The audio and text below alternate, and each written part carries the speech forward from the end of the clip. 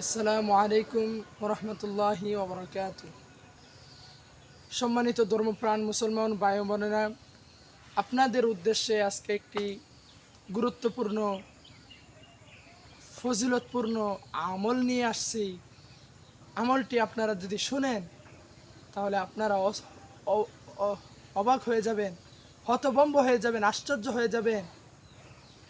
আজকে আমাদের আমলগুলো না জানার কারণে আমরা ইমান দুর্বল করে ফেলতেছি, ইমান হারিয়ে ফেলতেছি। কিন্তু আমরা আজ পর্যন্ত জানি না যে কি আমল করলে আমাদের ইমান পাওয়ারফুল হবে, মজবুত হবে, এন্টারস্প্রাইট হবে, আমল স্পিড জাগবে, আমল করতে সক্ষম হব। সেই জাদুটা, সেই আমলটা আমরা স্প্রেড করি না, আমরা জানি না। সে আমলটি হচ্ছে সকালে 3 বার পাঠ করবেন, সন্ধ্যায় 3 বার পাঠ করবেন। তাহলে আল্লাহ পাক রব্বুল আলামিন আমাদের ইমানকে মজবুত করে দিবেন, কালিমার পতাকা উড়াতে আমাদেরকে সক্ষম করবেন, ইসলামের ঝান্ডাবাহী উড়াতে আমাদেরকে সক্ষম করবেন। ইমান মজবুত করতে হলে আমাদেরকে এই আমলটি জানতে হবে, শিখতে হবে, বুঝতে হবে, আমল করতে হবে। আর এই আমলটি হচ্ছে সকালে 3 বার পড়ব, সন্ধ্যায় 3 বার পড়ব।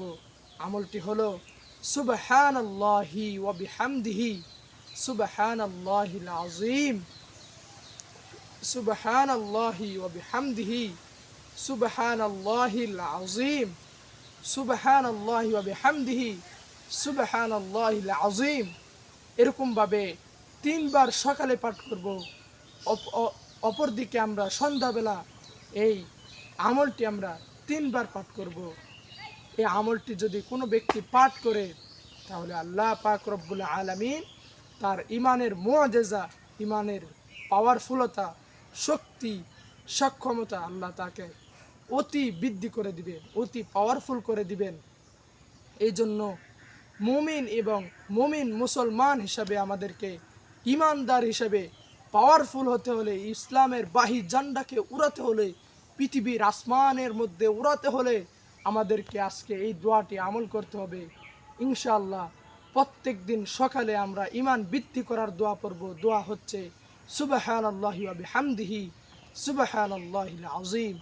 তাহলে আমাদের ইমান আল্লাহ পাক রব্বুল আলামিন বৃদ্ধি করে দিবেন ইনশাআল্লাহ।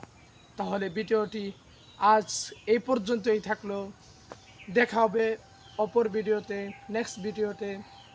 তখন পর্যন্ত সুস্থ থাকবেন, ভালো থাকবেন। আল্লাহ হাফেজ। আসসালামু আলাইকুম রহমতুল্লাহি ওয়া বারাকাতুহু।